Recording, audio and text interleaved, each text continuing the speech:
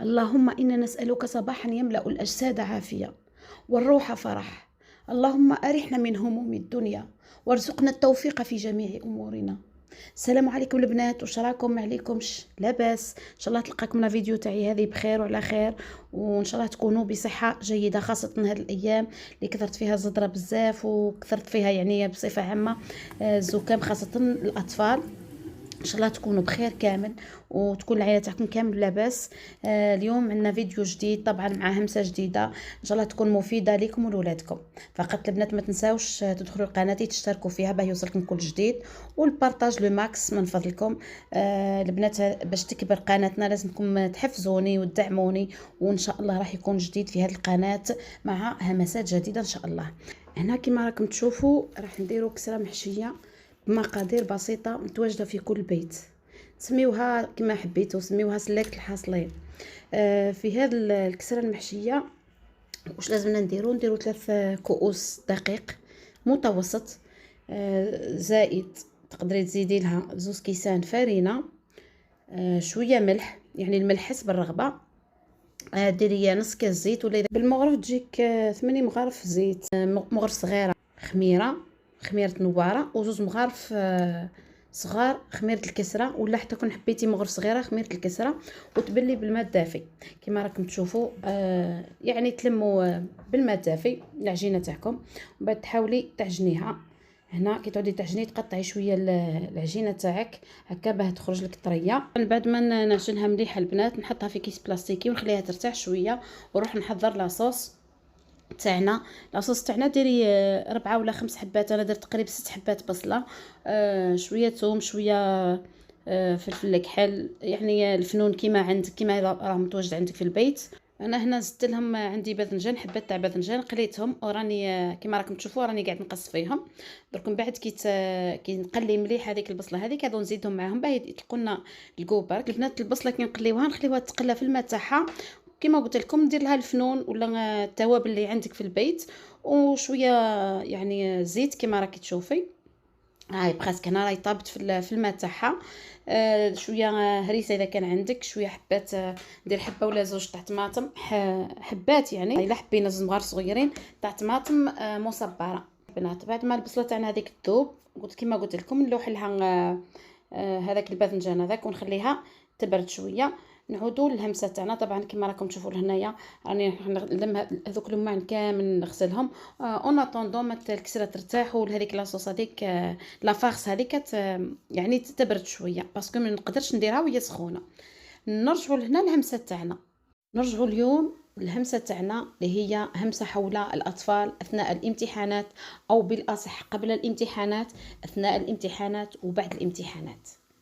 طبعا كما كامل تعرفوا انه الطفل او الابن تاعك حبيبتي لازم تعاملي معاه حسب طبيعته، يعني كل طفل له طبيعته. انا راح نتكلم على الجانب المعنوي اكثر من الجانب الصحي، معناتها من الاكل والغذاء الى اخره. كامل يعني كاين طفل، هنا كاين 3 انواع من الابناء. تلقاي مثلا ابن اللي يحب يراجع دروسه كل يوم ويحل تمارين وتلقايه مطلع على جميع الافكار. هذا النوع نظن انه حبيباتي انه لازم فقط نوجههم من بعيد لبعيد، يعني ما نضغطوش عليهم خلاص وما نخافوش عليهم خلاص، لكن في نفس الوقت لازم دائما تكون عيننا عليهم باش ما يكونش عندهم هذيك يعني تكون عنده فكره انه يعرف كلش ثم راح يهبط سريعا. هنا لازم نوجهوه من بعيد لبعيد فقط. النوع الثاني هو الطفل اللي يفهم في القسم لكن للاسف ما يراجعش الدروس تاعو في البيت. هذا النوع يلزمك توقفي عليه وتشجعيه طبعا ببعض الهدايا والمحفزات، رغم انه هذه الطريقه يعني ليست عمليه، من لا غالب يعني صرنا او اصبحنا في زمن تغلب عليه الماديات، فما علينا إلا أنه نشجعوهم ببعض الهدايا البسيطة، يعني في متناولنا، يعني في المتناول تاع كل وحده فينا. ماشي انا نشري له باغ اكزومبل نقول له اذا كان جبت ال10 ولا جبت ال20 انا نشري لك هاتف ولا نشري لك بورطابل، وخاصه الهاتف الهاتف والطابلات الى اخره. هذو الهدايا نحاولوا نبتعدوا عليهم لو ماكسيموم. انا نشجعوا بهدايا بسيطه، على خاطر على قد ما تكون هديه كبيره على قد المره الجايه يطلب منك هديه اكبر. اذا نحاول نشجعوا بهدايا بسيطه، مثلا نقولوا نروحوا خرجه، نروحوا تحويسه، نروحوا رحله الى اخره. نرجعوا للنوع الثالث، وهذا النوع اللي راح نركز عليه اكثر. يعني هذا النوع هو اللي لازم عليك تسانديه وتكوني معاه يوميا، تشجعيه بالكلمات وتفهميه باللي راهو يقدر يوصل. لانه فعلا هذا الطفل راهو يعاني، يحس نفسه دائما باللي راهو ضعيف، وهو فعلا ضعيف. لازم ولا بد انك توقفي معاه.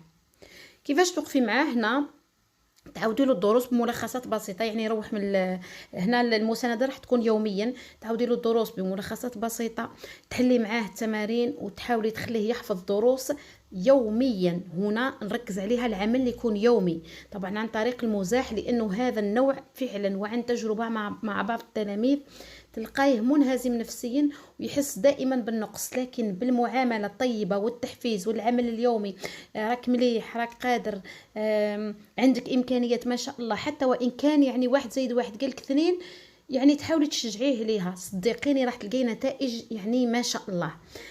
تجنبي ايضا، لازم عليك تتجنبي اسلوب التهديد والتعنيف، معناتها خاصة الكلمات النابية يعني أو العبارات اللي تأثر عليه سلبا.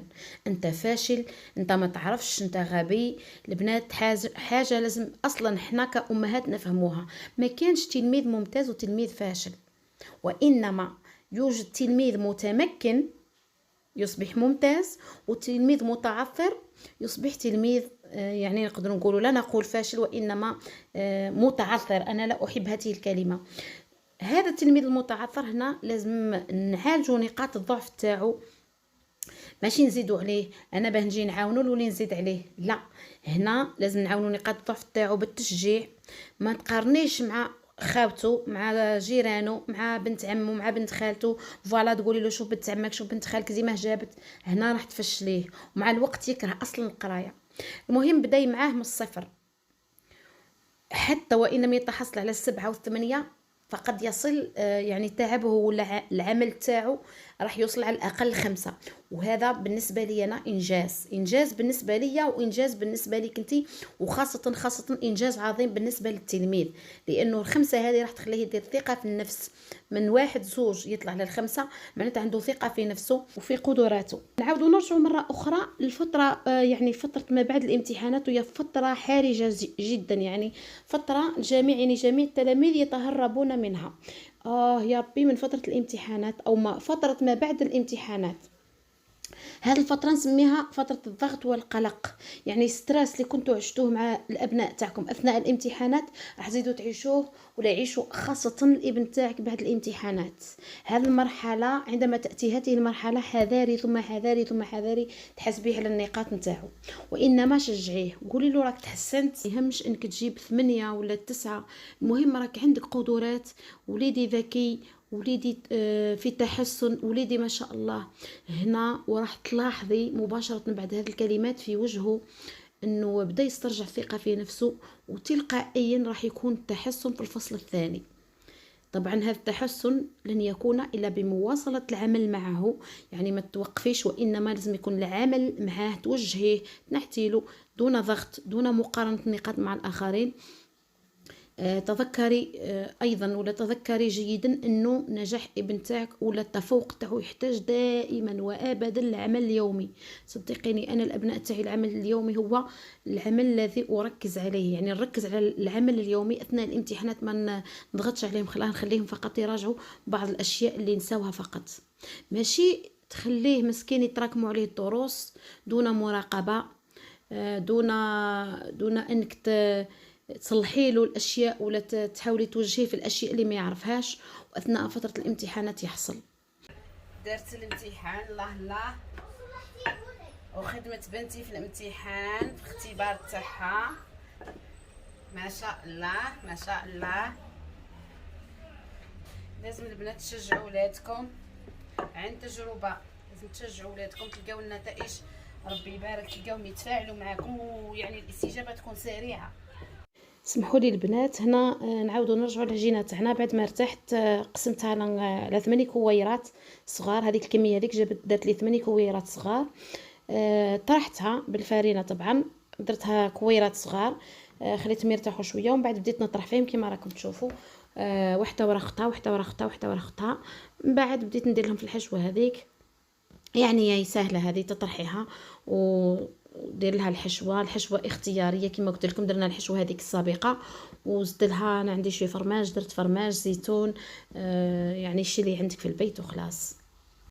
نعاودوا نرجعوا مره اخرى للنصائح تاعنا وحديثنا حول الابن تاعك او الابن تاعي. هذا الحديث هذا راح يكون مفيد سواء ليك انتيا ولا لي انايا. انا ايضا نلقى يعني كاين لي يعني ينصحني مثلا ممكن طريقه المعامله تاعي مع الابناء تكون يعني طريقه خاطئه. معناتها انا كل ما نلقى نصيحه تفيد الابن تاعي اكيد راح نطبقها. قلنا باللي الابن تاعك ما لازمش تخلي الدروس تاعو تتراكم دون مراقبه، واثناء فتره الامتحانات تخليه يعيش الجحيم ولا تخليه يعيش الضغط، التوتر، العياط. اتعبي معاه من الاول، اتعبي معاه من السنوات الاولى. واذا كان ما تعبتيش معاه في سنه اولى وثانيه وثالثه ابتدائي معليش، مازال عندك الوقت الرابعه والخامسه تقدري. المهم ما تخليش يروح المتوسط خاصه وهو فارغ. نص التلاميذ يروحوا المتوسطه تلقيهم ما يقدروش مساكن يجاوبوا ولو سؤال بسيط باللغه العربيه، فما بالك اللغه الفرنسيه ولا اللغه الانجليزيه. معناتها لازم يتدرب وهو صغير. يتدرب وهو صغير يحب له. هاو شوفوا يتلقى الدرس مع الاستاذ تاعو ولا مع المعلمه تاعو في القسم.